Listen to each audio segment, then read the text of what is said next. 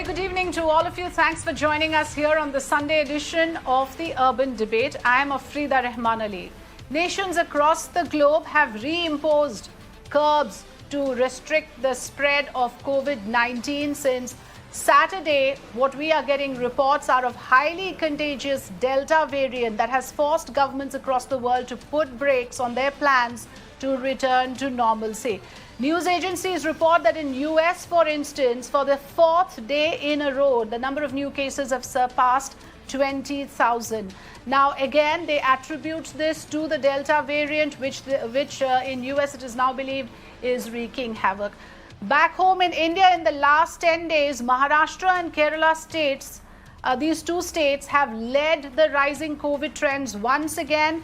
In the last 16 months, these two states have been in the forefront, and once again in the last 10 days, if we look at the figures, Maharashtra has posted around 80,000 cases, Kerala over 1,20,000 cases, 20,000 cases in the last 10 days. So once again, questions arise on why the surge is happening, even though slow, but there is a surge that is witnessed in the last 10 days.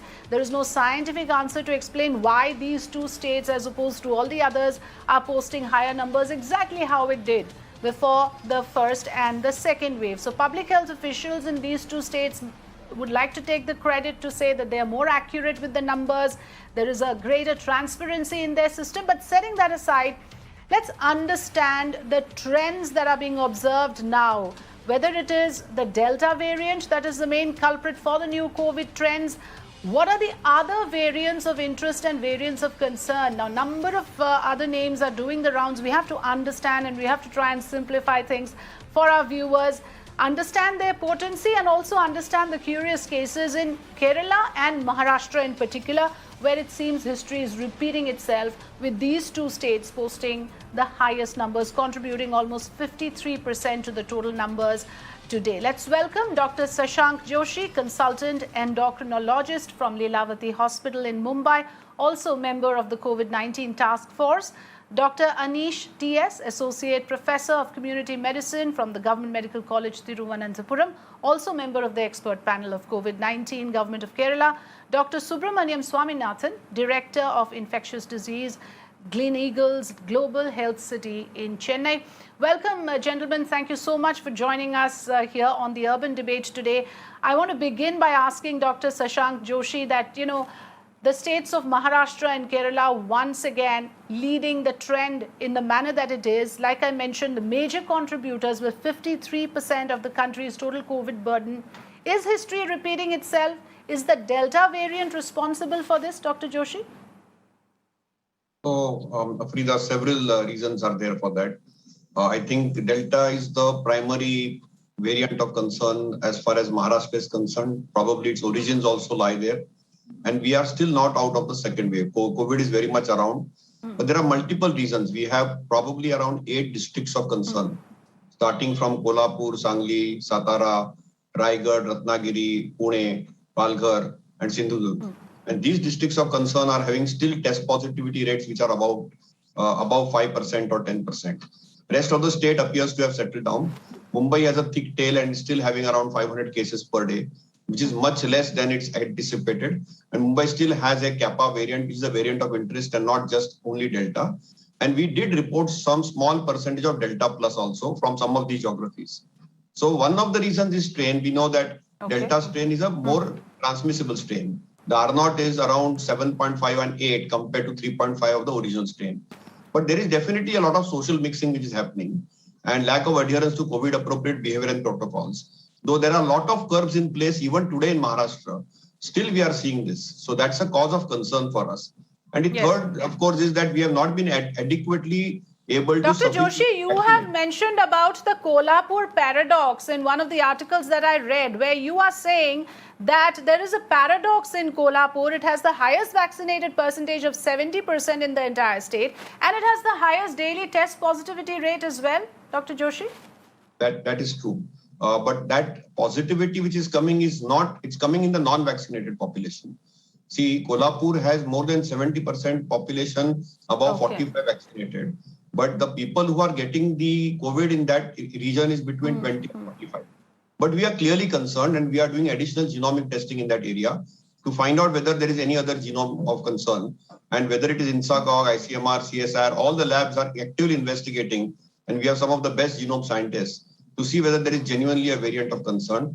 But currently our concern, which is a worldwide concern and it's not no different to India, is still the Delta because it's a rapid spreading strain.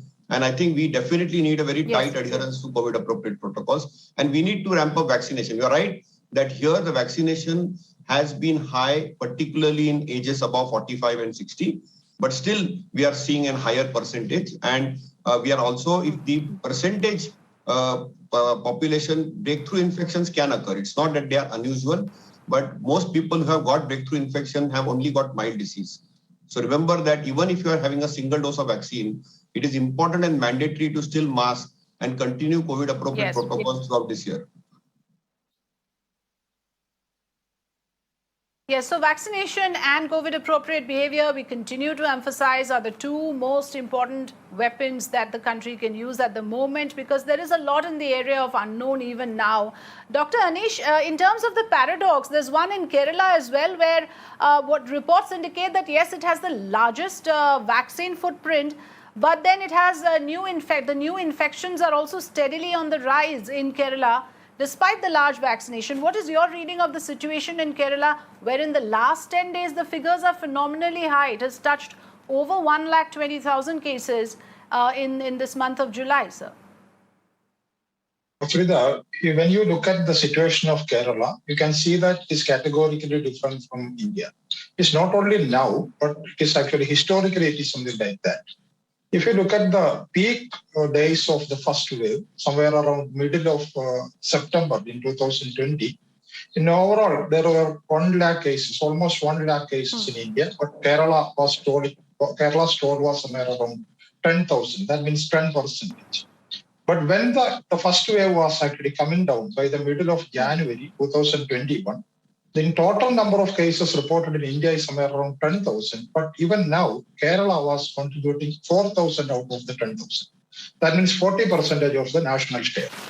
When you look at the second wave peak by around first week of May, India was going for a surge with more than 4 lakh cases per day. But Kerala was only contributing again 10%. That means whenever India is peaking, Kerala will contribute only 10% or less than 10%. But when India is coming down to a very small numbers, again, Kerala will be having a large share of cases. Even now, we alone contribute somewhere around 35% of the total country's share. So if you look at the total number added together, Kerala has found out somewhere around 10% of its total population was affected by COVID-19. Our population is somewhere around 3 crores and we have about 30 lakh cases identified. But if you look at India identified only 2.5% of its population. That means Kerala, as a comparison to the total population proportion, Kerala identified almost 4 times that of Indian average. But we never went for a surge. Our hospitals were never full. Our ventilators were never full. Our oxygen capacities were never full. The state has managed the COVID situation very well. And this is because we have got high number of cases. That is understandable. In fact, that is because as you rightly pointed out, low hospitalization and low deaths is because you are saying is attributed to better healthcare. But other rising numbers are concerned. Please continue, sir. Yeah. This is only because we were trying to identify cases even between curves. The ability of the state to identify the cases between curves are actually very important because that will keep your system intact and we will not go for something like astray. And we will be, because COVID is just like a marathon. You cannot sprint in a very small distance and you can go for very slowly in another distance or something like that. It is not possible. So that is an advantage that the Kerala state has got. But again, as you have rightly pointed out, for the last 10 days, we have got large number of cases because our systems are partially full. We are going for a third wave, that is piggybacking on the second wave, then that will be a real concern because we do not have enough beds. Even now, our hospital beds are partially full. So this is a matter of concern. As Dr. Shashank Joshi was telling, Kerala also, I think Kerala and Maharashtra are one of the two states continuously monitoring on the virological surveillance. And we are also Yes. getting almost 95% of our cases are Delta. And we have also got a few cases of Delta plus. We do not have any other variants now present in Kerala. But we had, maybe we look at the 3 or 4 weeks before, we have got a very large numbers of Alpha. So we do not have much cases of Kappa or some other variants of interest. And Delta, as Dr. Shashank Joshi has rightly pointed out, but when we are fighting with Delta, it is actually a matter of concern. It is very difficult for our population to be kept away from the infection. If you are able to keep your population out of infection at the time of lockdown, when the lock is released, they are going to be affected because the people are going to interact. So this is according to us, this is the population that we saved at the time of the curve or the peak of the curve. Now the lock is released and these people are getting exposed and they are getting the infection again. At the same time, we have to look at the average Indian states. What is happening there? Why the lock release is not contributing to increase in infections? That may be because the lockdown was not very effective and the infections were happening even at the time of lockdown. If you are able to keep your population intact at the time of lockdown, when the lockdowns are released, definitely you will get more number of cases.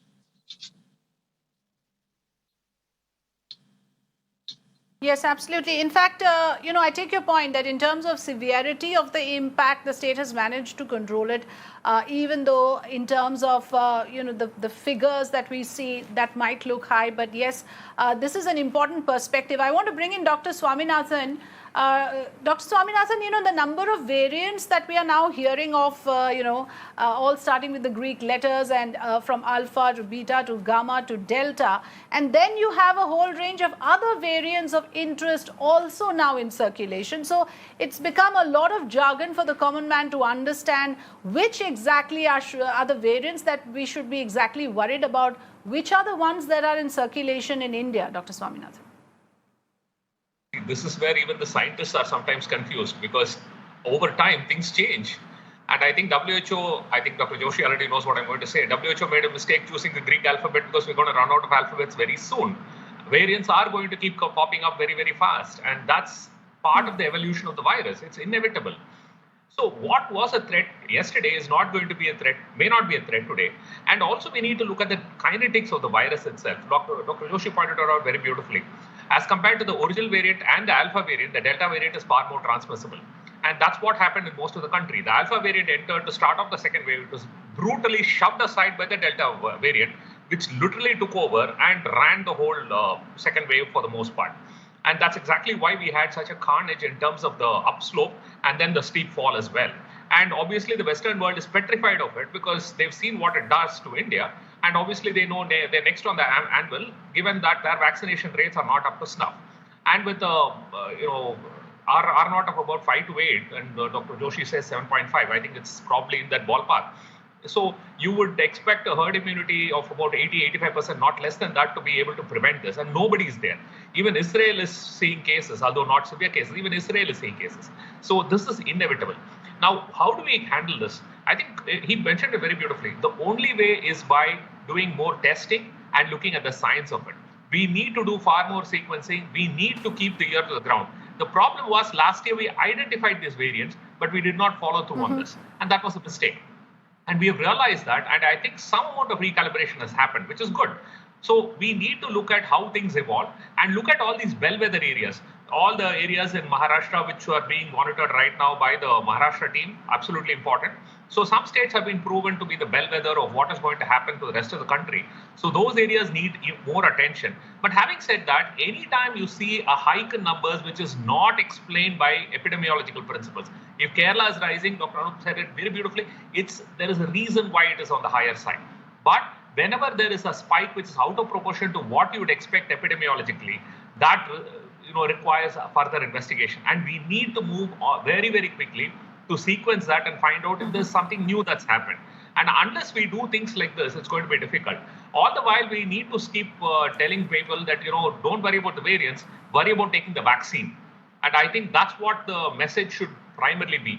Get the vaccine in, because even today, the vaccine is probably the single best way to prevent death or severe hospitalization and things like that. So I think the message is very clear. While we should do the science and we should focus on what's going to happen, I think the public message should be very clear that the vaccine is the only way out, and it's probably not just for you, but for your family and for public health as well.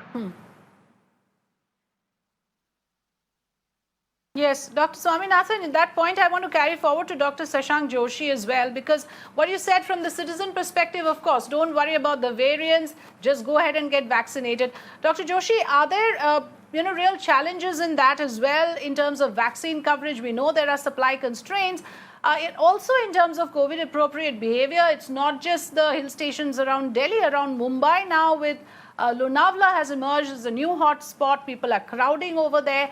We have epidemiologists now saying that given the way the city is laid out in Mumbai, given its population and its dynamics, let's face it, 500 per day might be the new normal.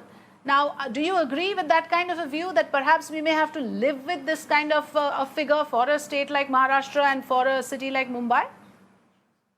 Yeah, you probably are right, because we need to accept two facts. That some degree of endemicity will set in some of these population-dense geographies. These will be scattered spots. As Dr. Swaminathan was saying, that these are some of these bellwether spots, and we need to be careful. But there is zero tolerance has to be there for this revenge tourism, revenge shopping, revenge breaking of COVID-appropriate behavior and protocol. We really need to be very strict. And there was any area, people need to move out. We are not against people moving out, but behave responsibly and be committed to that. The second challenge is, yes, vaccinations have definitely improved compared to what we had in April and May, where there was a lull. June was a big month and there was a jump, but they need to improve further. See, you are seeing a lot of, variation in the vaccine supply. So India needs to vaccinate at least 80 lakhs to 1 crore per day. Yes. We definitely need to ramp up our vaccination. Now it is in the right direction. Let me be very honest and confess that we have made a lot of efforts in that direction. But we need to get the 2 doses in order. But I think the biggest message is people who get a single shot or a double shot are not immune to get a delta. They still can get a delta. It may be mild or moderate, or it may be asymptomatic. So they get a false sense of security. See, the people who are traveling out now, either due to compulsion, some people have to go for a job, or they are going because there is their mental fatigue and they want an outlet out for a social event or something. I don't think it's prime time for that. But if they go out, behave responsibly, double mask, take appropriate precautions. We are not against people not going out, but I think they need to be more responsible. And vaccine doesn't give you the sort of immunity you think it gives you. Yes, it definitely mitigates death and severe disease, but the virus is still in the circulation. See, there is active virus in the circulation in Maharashtra and Kerala. And therefore, we need to be over vigilant and we need to have zero tolerance for COVID appropriate behavior. That's something which is very categorical and clear. And I think Mumbai like city will have some endemicity, but I think we will have to snub that out too. We will need to get numbers better than this. And we have ramped up testing now. See, if you see Mumbai is almost testing 40,000-50,000 tests a day, which in the last year and even in the second wave was testing only around 25,000-30,000 cases. So we'll have to continue our standard public health measures, which is test, track, trace. In all the districts of concern, we have to ramp up our contact tracing, containment strategies. We can't, bypass public health. Public health is still the key to handle the virus, because virus may get smarter in terms of the genomics, but we still need to do our things correct. Yes. So these are the larger points. And of course, what I've gathered so far is that clearly the citizenry need to empower themselves with both these shields that Dr. Joshi is mentioning. On one hand, your COVID appropriate behavior. On the other hand, vaccination, because this is extremely important to understand that even if you are double dose vaccinated, you may still not be immune. You may still be a carrier. So let's at least have that clarity in place, as we take this conversation forward. Dr. Anish, in terms of for the state of Kerala as well, what is important to understand is, yes, the health authorities are very stretched right now because of the Zika virus. So is that making things difficult for a state like Kerala? Because yes, we do understand, as you mentioned before, that it's being tackled better with low hospitalization and low mortality. But will Zika virus now coming into the picture complicate things for Kerala's fight against COVID? Definitely, this is a challenge for Kerala because we always face the mosquito-borne diseases, and maybe we are number one in India in terms of dengue outbreaks. That was actually severely affected Kerala in 2017 and on. So this is the monsoon season. As you know, Kerala is actually a state where the rainfall is very high, maybe more than 300 centimeter rain per year. So we always have a problem with mosquito-borne diseases, but Zika is the newcomer and it is newly introduced to our state. And our system is actually fighting against the Zika, and our hospitals are actually overwhelmed with COVID and all. Even our medical college hospitals are not, they are actually shifting to COVID, and it is the non-COVID communicable and non-communicable diseases are actually under, and we are not able to capture it very fast. So we are actually getting challenged by outbreaks like Zika. And it's a matter of concern that it can affect pregnant women and the future generation may be affected. So it is a very, very big concern in point of public health, and we have to check how much it has spread. We have identified the disease in the capital city of Trivandrum, but we do not know how much it has spread, or is other districts are affected or not. Our team is actually in the field and they are looking at the matter in detail. Right. I understand a lot more research, needs to also go in when it comes to understanding the patterns, the behavior of the virus in particular. Dr. Swaminathan, Delta variant now globally, it is believed to have affected Britain, UK, South Korea, and Russia. Numbers have come from all these countries.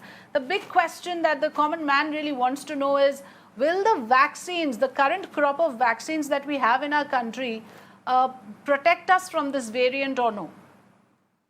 Well, for the most part, we are looking at Delta as something that hit us pretty hard, and we are in the waning phase. No doubt it's still a problem. But having said that, if you look at the metrics of what happened, you can clearly see that the vaccine did mitigate the suffering and the bad effects of the illness. This has been seen not only in India, but in every other country as well. So very simply put, the only way to defend yourself against the newer variant, especially Delta, is going to be 2 doses of the vaccine, not just 1-2 doses of the vaccine. You get both doses in, you have a very good amount of protection and an incredible amount of protection against getting hospitalized with the virus. So you said 4 countries. I will just say that those 4 countries have identified Delta. The others are yet to identify it. And it's only a question of time before it runs over the whole world, just like the original virus did. So it's only a question of time. So this is a problem for the whole world, not just for us. It's just that we have weathered most of the storm. We are storm both. We are not completely out of it. But honestly put, every scientist is saying the same thing. There is no other way out other than the vaccine, of course, personal behavior. But the vaccine is still a fantastic option. And we don't have to start worrying about tinkering the vaccine as yet. It may happen later, but at this point, the vaccine is still a very good investment. All right. So with that, of course, let me just quickly put it out for our viewers that each segment has their own responsibility. For the scientific community, of course, we need more research, more genome sequencing. After all, we are dependent on science and data to formulate our strategies. For the governments of the day, of course, they need to continue with the containment and mitigation strategies. There's no other way. There must be stricter enforcement in those pockets, at least, where people are not behaving responsibly. And for the citizenry, we have been repeating it over and over again. COVID-appropriate behavior and vaccination is what you need to focus on. Thank you so much for joining us, Dr. Swaminathan, Dr. Shashank Joshi, and Dr. Anish DS for giving us your time this Sunday evening.